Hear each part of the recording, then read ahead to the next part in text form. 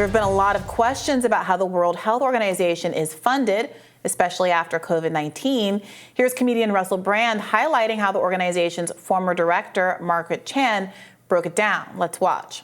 Only 30% of my budget is predictable funds. Other 70% I have to take ahead and go around the world to beg for money. Anyone got a few quid? Anyone got a few dollars? Anyone got an agenda? And when they give us the money, they are highly linked to their preferences, what they like. Okay, here's some money. And I've also got some preferences. So, who's top of the list of donors? Germany. Who's second? The Bill and Melinda Gates Foundation alone is responsible for 88% of the total amount donated by philanthropic foundations to the WHO. As Margaret Chan said, these people have preferences. I wonder what the Bill and Melinda Gates Foundation's preference is. Probably some sort of influence over it, of course, of any description. And, well, did you notice anything over the last couple of years? Let me know in the chat. Stay free. See it first on Rumble. If you recall, the Bill and Melinda Gates Foundation was at the center of the COVID-19 pandemic response, pouring billions into the research, development, and deployment of a vaccine to combat the virus, much of it with little oversight. I know you're a big Russel Brand fan. I am becoming one as well. I just wasn't super familiar with him until we started seeing the clips he's posting on his show. I think Not on to forget Rumble. Sarah Marshall fan. No, I've never seen that. I don't know what I had seen him in something, but I'm not sure what it is. Anyway, I love what he does there, which is uses their own words, shows what Margaret Chan, this WHO official, points out is that they're getting a lot of money from the Bill and Melinda Gates Foundation and other philanthropic organizations that have, look, that's philanthropy, okay, fine, but the Gates Foundation has an agenda, and Bill Gates has investments in vaccine technology. You know, he talks about it. I think we covered previously him saying that, yeah, you have vaccines, but that's a needle. What about, now we're going to get a squirt thing, right? Well, is he investing in that? Is he, because he did dump shares in Pfizer. I mean, he sold them. He made money along the time frame, kind of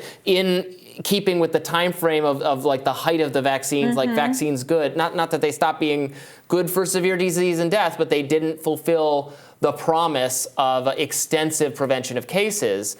So and the WHO has come under a lot of criticism throughout the pandemic for all sorts of reasons. It was initially very dismissive of it was accused of having a pro-Chinese government, kind of placating them, not wanting to condemn anything going on there. That did get fixed over time, where they have put out statements critical of the Chinese government's lack of transparency with respect to these things.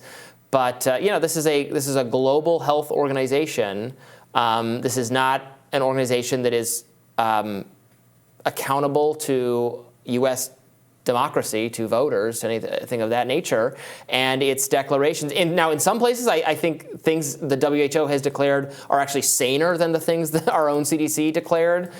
They actually did not recommend some of the policies on kids and masks in schools. They didn't go as far as the CDC at times. So it's interesting. But regardless of what you think, I think you said this in the last segment. Regardless of whether you agree or not, you should be concerned about how are they making their decisions based on scientific evidence or based on the priorities and preferences of the people who give them money? Yeah, so money talks. When people pay for things, they get listened to. This is the reality of the world since time immemorial. Joe Biden, in one of his more honest moments during the 2020 campaign, was like, look, yeah, if you give a big donation, I'm going to take your call. And that's the very least of it. So following the money, as Russel Brand does in this clip, is interesting. Now, you did mention, the World Health Organization was perceived to be pro-China. At one point, I just Googled it while you were talking.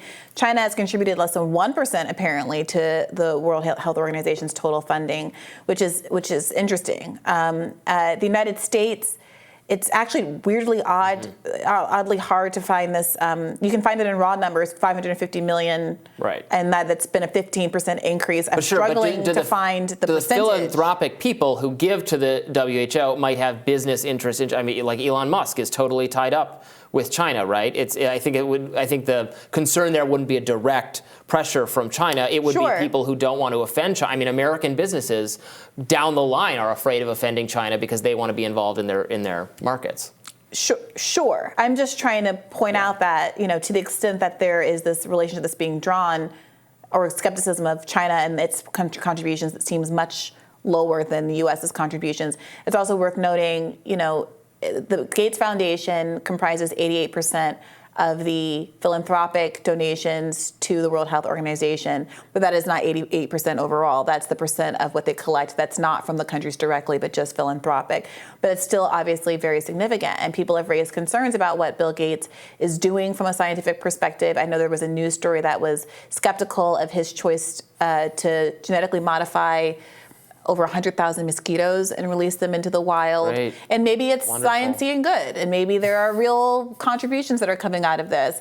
But also maybe people are being allowed to do things with insufficient oversight. And as we rebound and try to rebuild from the COVID pandemic and the lives that were lost that will never rebound, will never come back, there is some question about whether or not people who are so wealthy are able to act with even less oversight with what we now know happened at government-run facilities like the Wuhan Institute. I think this is a really crucial question about the incompatibility of billionaires and democracy. And again, many of us who believe in a modern monetary theory view of economics don't see the need to tax the rich to earn revenue to spend. The spending power is independent of that revenue power. America can print its own money. There's ways to manage inflation. It's not a necessary consequence of printing money. We don't have to get into all of that right now. But even aside from the revenue issue is the question of whether or not there should be limits on extreme wealth, multiple billions of dollars. I did a radar probably a year ago now, where it visually represented what $1,000 million billion look like based on grains of rice. And there were so many comments to that radar that said, oh my gosh, I really had a hard time conceptualizing what a billion really was. And now these people have tens of billions of dollars, and they're able to casually throw $1 billion in the ring and buy an election the way that Bloomberg tried to do, or comprise a significant, overwhelming majority of the WHO's philanthropic budget. And because they have that much money, they have that much power. And I think people are really going to have to wrestle with whether or not we should have a tax policy that is looking toward what it means to have these anti-democratic influences from individual billionaires. Right. I mean, this comes down to our fundamental disagreement, because I don't care to make them have less money. I want to limit their political power. So how do you do that? Well, you limit the extent of what the government organizations or quasi-government organizations can actually accomplish. If they can't do anything to help the bottom line of the billionaires, then the billionaires won't spend so much time trying to lobby them. Who isn't our government? Right. And Bill Gates doing the science stuff on the side, he can build his own lab and do whatever he wants. He can. It just means it's unregulated completely if it's outside of the government. Well, he can't. I mean, I support having some regulations on creating. Well, you won't have any if the government's power is limited in its ability to regulate them. No. Limiting the government's ability to force, for instance, products like vaccines on people that will help the bottom line of the billionaires, that I would take away. I would say the government can't force you to buy or get a vaccine, and then that would, or any other medical product or anything like that.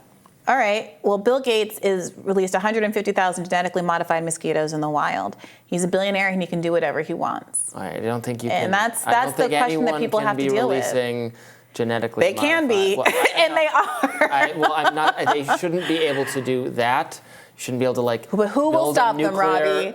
Who will stop them? I'm not saying there should be no government. I'm saying there should not be a government that is so powerful that it is serving the interests of billions. I mean, we're agreeing on that. We're disagreeing on how to get there. Somebody's laissez-faire economics, laissez-faire wealth building, deregulation, doesn't get rid of billionaires. It empowers billionaires. It's going to make them richer, and there will be no one left to control them. Regulation doesn't get rid of billionaires either.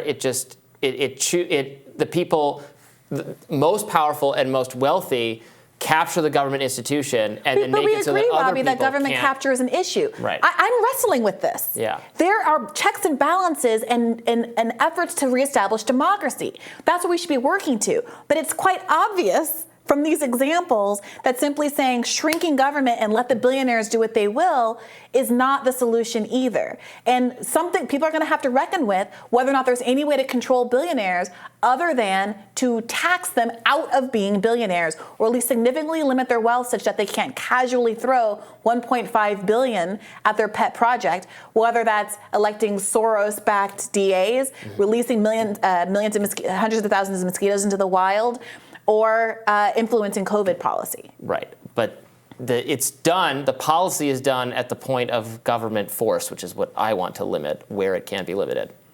All right. We got to track down these mosquitoes. I don't know if they're nefarious or not. Got to find out.